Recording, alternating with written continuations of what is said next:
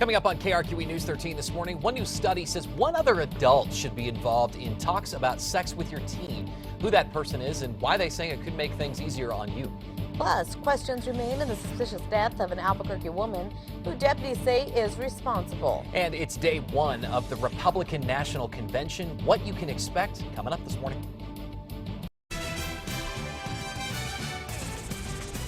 Good morning, everyone. I'm Crystal Gutierrez. And I'm Adam Atchison. We're going to begin in Cleveland this hour, where the Republican National Convention is gearing up to kick off today. Yeah, thousands of visitors have arrived to see Donald Trump become the party's presidential nominee. We go live to KRQE's national correspondent Chance Sills in the Q Arena, where it's all happening. Chance, we hear the city is bursting at the seams.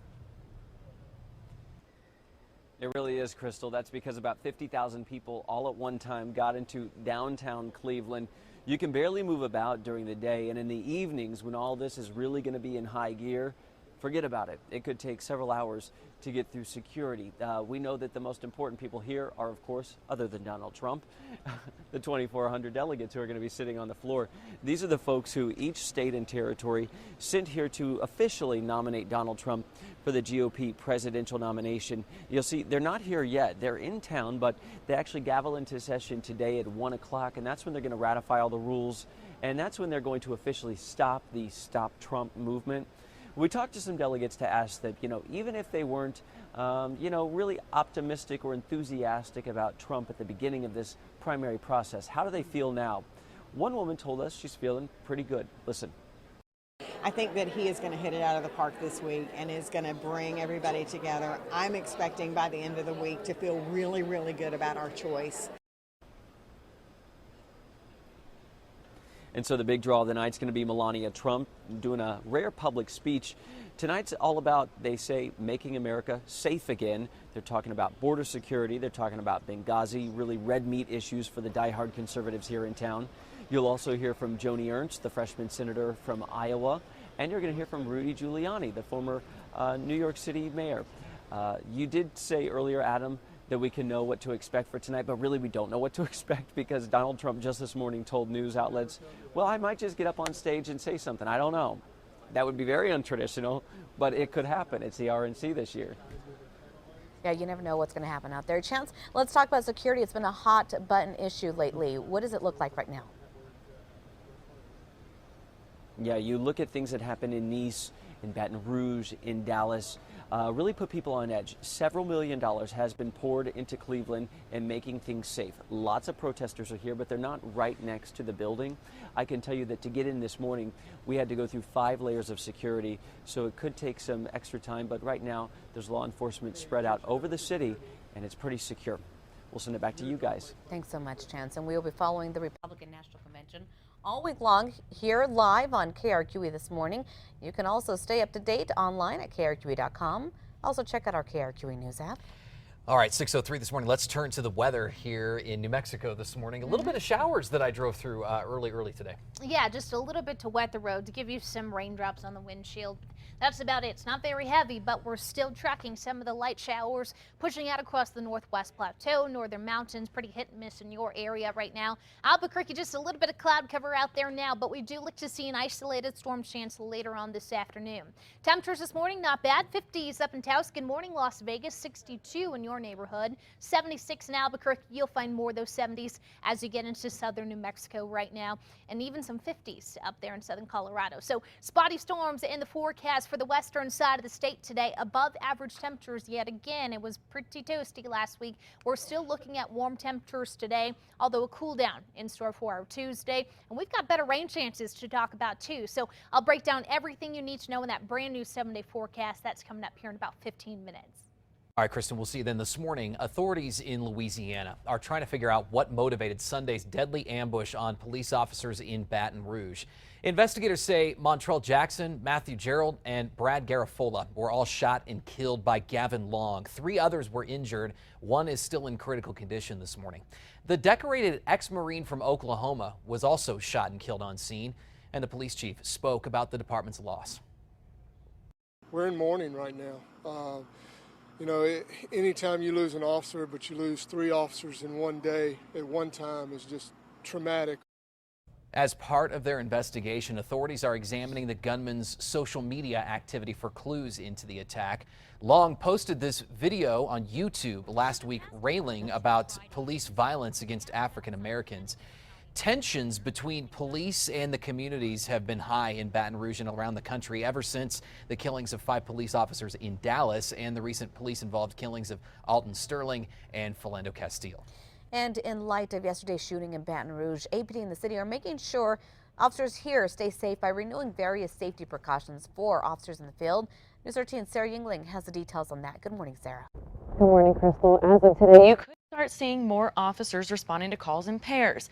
It's all for those extra precautions Chief Gordon Eden is ordering his officers to take. APD was already doing that after 5 officers were killed and injured in. We're sorry about that. We're having audio difficulties with Sarah, but what she's saying is they started back in July 7th when 7 injured in Dallas and 5 other officers were killed. That's when APD really started working on these precautions. They eased off of the practice sometime last week, though. Chief Eden says they get calls about suspicious persons every day, the same type of call that was used in yesterday's shooting that killed 3 officers in Baton Rouge. Chief Eden says he decided to reinstate the buddy system rule, and it will stay in place for the time being. While this order is in place, Chief Eden is asking his officers to be extra cautious and aware of their surroundings as they do respond to calls. Be aware of their surroundings. In situations where in the past we may have rushed immediately into a situation, is to slow down and assess the situation, assess the information, and make sure that they respond as a team to every call. Now, Chief Eden says he's been in touch with federal officials who are urging them to remain on a heightened state of alert, be more diligent, and make sure to share any suspicious information with them, especially postings on social media. Now, Chief Eden is also asking residents to be patient. He says with the buddy system in place, non-critical calls will have a delay in response of service. Time now 6:07 happening this morning. Students at the University of California, Berkeley are reacting to news that one of their own was killed during last week's truck attack in Nice, France.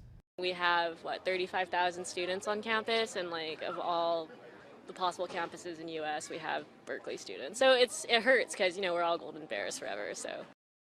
20-year-old Nicholas Leslie was among the 84 people killed last week when a 20-ton truck barreled through hundreds of people watching the Bastille Day fireworks.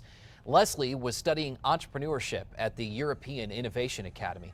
According to CNN, about 85 people are still in the hospital this morning. 29 of those are in intensive care. UC Berkeley has also confirmed 3 other students are among the injured. 2 people were arrested in connection with that case yesterday. That brings the total number to 6. On to news happening right now. All lanes are back open this morning after weekend road work on I-40. Crews opened them back up around 5 o'clock this morning. That was about an hour ago. The DOT crews have spent the last 2 weekends fixing up one of the I-40 bridges and others. That led to several lanes on I-40 to be closed. One of the most significant closures was the I-40 westbound ramp to I-25 northbound at the Big I.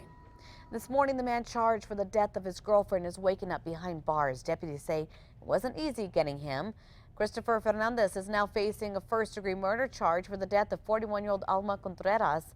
On Saturday, deputies were called to investigate Contreras' death. That's when they say Fernandez barricaded himself inside an apartment at the Blue Water Apartments near Coors and Central. The SWAT team was called in after an hour of negotiation. Fernandez did surrender and was arrested. No word on how Contreras died or any motive at this time. Police are investigating a crash that killed 3 people in eastern New Mexico. It happened about 3 Saturday morning, just north, of Vaughn. Police say a southbound driver hit a cow in the middle of the road. Then that car veered into the northbound lane, colliding head-on with a semi. Both vehicles went up in flames. Ofelia Sanchez, Guerrero Jimenez, and 3-year-old Angela Jimenez, all occupants of that car, died on scene. Only new at 6 this morning. A new report this morning shows that you aren't the only one who should be talking with your child about sex. The report from the American Academy of Pediatrics says pediatricians should play an active role in educating young patients about sex. However, the report shows 1 in 3 teens doesn't get any information on the topic from their pediatrician. The AAP says sex ed is effective in preventing and reducing the risk of teen pregnancy and sexually transmitted diseases. The AAP says support from pediatricians and school programs can help parents and teens communicate better. New this morning, apparently more and more Americans are being picky when it comes to what they feed Fido for breakfast. People are making sure their best friends are also eating their vegetables. Ingredients like avocado, kale, and free-range poultry are showing up in pricey premium dog food, which made up nearly half of recent dog food sales. I get that. I know you want your pet to be healthy. It is tough because they're very expensive food sometimes, you know, the premium vegetables and that kind of thing, but good idea. A sexual assault caught on camera where it happened that has workers worried. Also this. I was outside smoking a cigarette and then I heard a pop and I looked inside and that's when I seen him robbing the. Witnesses left shaken up after a man pulls out a gun demanding cash at a convenience store, all caught on camera. How police caught up with the suspect.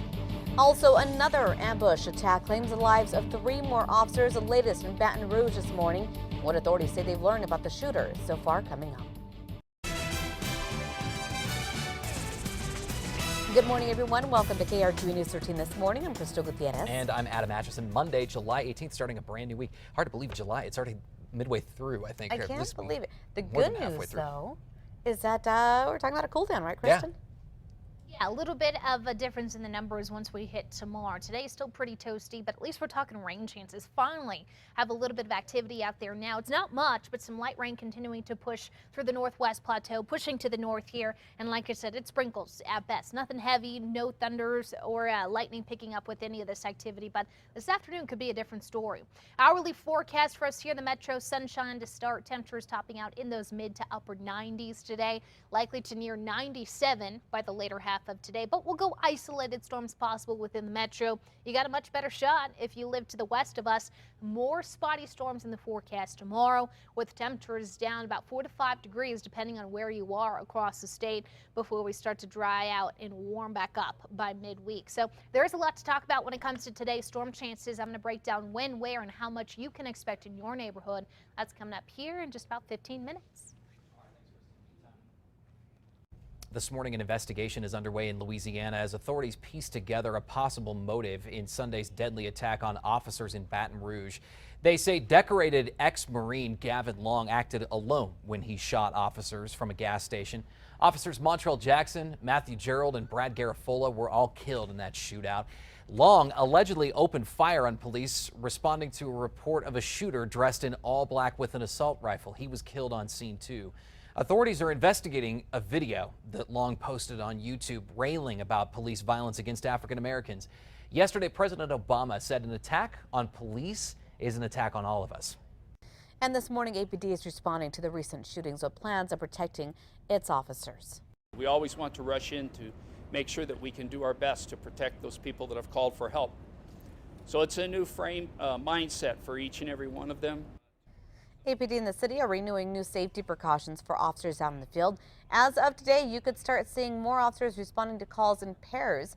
Chief Gordon Eden says he decided to reinstate the buddy system rule, and it will stay in place for the time being. While this order is in place, Chief Eden is asking his officers to be extra cautious and aware of their surroundings at all times. And our coverage of the police shootings in Baton Rouge continues online today. You can also find the latest on the go using the KRQE News app. Happening today, we could learn more details from the chief of the Silver City Police Department after officers were caught on lapel camera, letting a high-profile driver in a traffic stop drive home. This is cell phone video of Grant County District Attorney Francesca Estevez swerving on the highway in her state-owned vehicle. The video prompted a 911 call, which led to a traffic stop. The lapel video from the stop shows officers questioning whether Estevez was even impaired and then coming to their conclusion. What do you think? She's loaded. She almost fell over. Instead, officers eventually let her drive home. Silver City Police Chief Ed Reynolds told News 13 last week his officers, quote, screwed up. Estevez will not be charged for impaired driving. News happening today. The man accused of terrorizing his neighbors after they say he shot at their homes is scheduled to be in court this morning, but it will be for a different case. Derek Foote is scheduled to face a judge today for crimes he allegedly committed last year. That's when officers say he fired off a gun in his girlfriend's living room.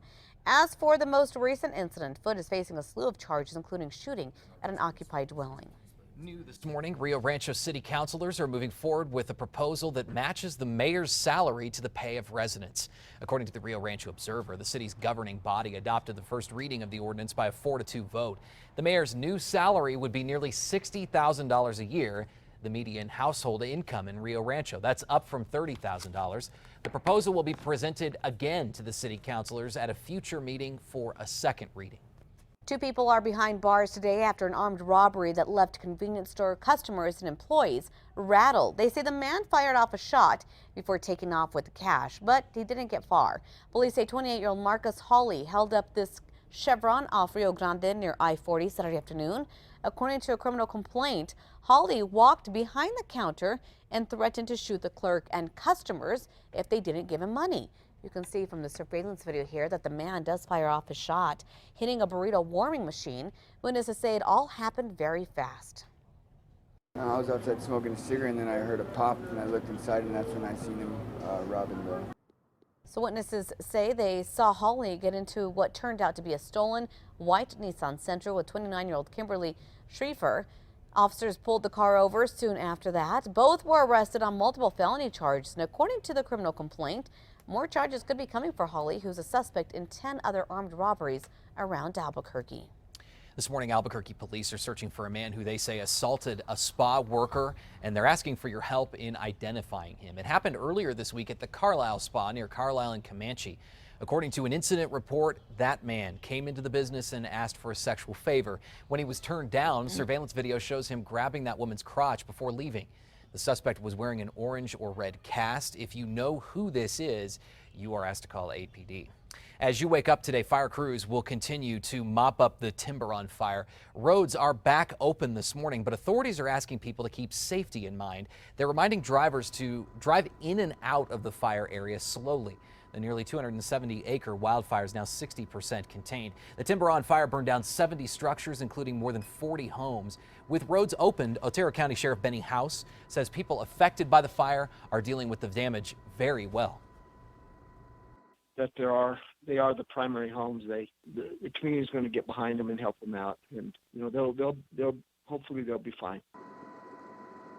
Crews will now turn their efforts to getting rid of hazardous trees, inspecting homes, and working to prevent future flooding. Governor Martinez has declared a state of emergency to free up more for the recovery efforts now.